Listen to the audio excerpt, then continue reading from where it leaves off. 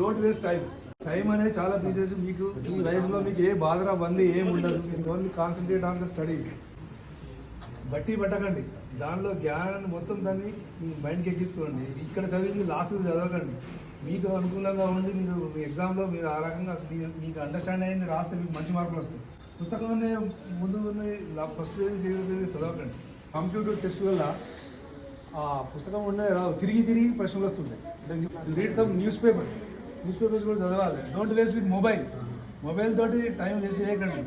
చాలామంది పిల్లలు చిన్న మొబైల్ ఎక్కువ వాడుతుంటారు, అది వాడకండి, చదువుకోండి. మీ టైం దొరికినా కూడా పెద్ద వాళ్ళ పుస్తకాలు చదవండి, అది స్ఫూర్తినిస్తుంది. వాళ్ళు ఏ రకంగా కష్టపడ్డారో, ఏ పుస్తకాలు చదివిండ్రు, ఏ రకంగా ఇలా అయిందని అవన్నీ కొన్ని చిన్న టిప్స్ చేస్తే మీ ఫ్యూచర్లో ఇది ఫౌండేషన్గా ఉండి మీ భావితరాల్లో మీకు ఉపయోగపడుతుందని నేను కోరుకుంటాను.